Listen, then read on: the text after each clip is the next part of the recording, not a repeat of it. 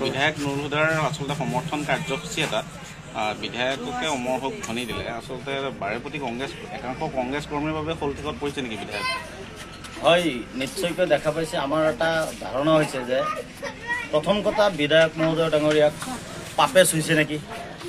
যেনেকৈ মাদ্ৰাছাক অপমান কৰিব খুজিছিল, ইছলাম বিৰোধী কাম কৰিব খুজিছিল, তেওঁ সেইটো উল্টাকৈ আল্লাহৰ তৰফৰ পৰাই আমাৰ ভগৱানৰ ফালৰ পৰাই তেওঁক কি পাপে চুইছে নেকি নাজানো।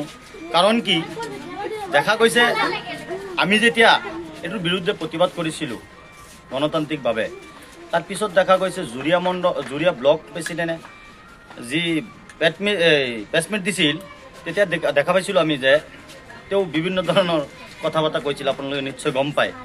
গৌৰৱ গগৈ ডাঙৰীয়াক উচ্চাৰণ কৰিব পৰা নাই, গৌৰৱ কেনেকৈ উচ্চাৰণ কৰিছিল এইবিলাক আমি নকওঁ, আপোনালোকে নিশ্চয় দেখা পাইছে। তাৰপিছত দেখা পাইছোঁ কালি এটা শ্লোগান শুনিলোঁ, য'ত নেকি আমাৰ সমাজৰ ভাল মানুহ, দেশৰ কাৰণে মানুহৰ কাৰণে শ্বহীদ হোৱা মানুহখিনিৰ কাৰণেই আমি কি কৰোঁ, শ্লোগান দিওঁ যে অমৰ হওক। কিন্তু একাংশ বিধায়ক মহোদয়ৰ কৰ্মীসকলে বিধায়ক মহোদয়ৰ মানে আপোন দেখাবলৈ গৈ বিধায়ক মহোদয়ৰ ডাঙৰীয়াক হলটেকত পেলাইছে যে গৌৰৱ গগৈ ডাঙৰীয়া অমৰ হওক, নুৰুল হুদা অমৰ হওক। এইবিলাক কি ব্যৱহাৰ হৈ আছে, আমি দুখ পাইছোঁ। আমি অসম সংখ্যালঘু সংগ্ৰাম পৰিষদ নগাঁও জিলা সমিতিৰ ফালৰ পৰা আমি এই কাৰ্যবিলাক আমি নিন্দা জনাইছোঁ। কাৰণ যিয়েই নহওক বিধায়ক হয়, আমাৰ সমষ্টিৰ বিধায়ক, সন্মানীয় বিধায়ক, এই বিধায়ক মহোদয়ৰ ডাঙৰীয়াৰ অপমান আমি এইটো সহ্য কৰিব পৰা নাই।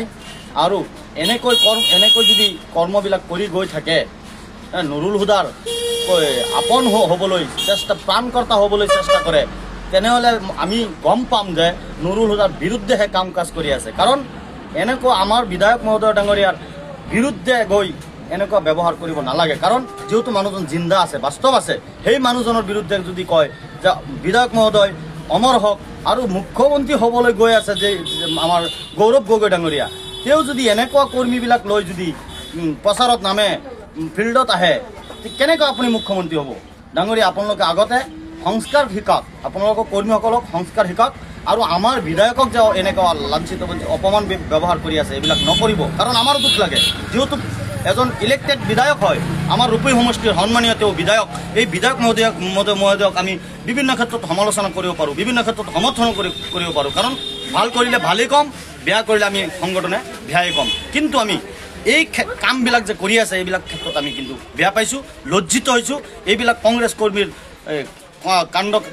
কাৰ্যকলাপৰ কাৰণে আমি লজ্জিত হৈছোঁ। এনেকুৱা কৰ্ম নকৰিব। আৰু বিধায়ক মহোদয় ডাঙৰীয়াক মই অনুৰোধ জনাম, আপুনিও এতিয়াও সন্মুখত আহক, আপুনি মিডিয়াৰ সন্মুখত আহক। আপুনি ক'ত লুকাই আছে? আপুনি এটা স্পষ্টীকৰণ দিয়ক না।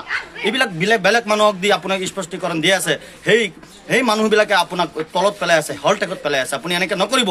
আপুনি নিজে আহি এটা স্পষ্টীকৰণ দিয়কচোন যে মাদ্ৰাছা বিষয়ে আমাৰ এনেকুৱা ভুল হৈছে, কি হৈছে। আমি সংগ্ৰাম পৰিষদে এইটো দাবী জনাইছোঁ, আপুনি ক্ষমা খোজক, নহ'লে স্পষ্টীকৰণ দিয়ক।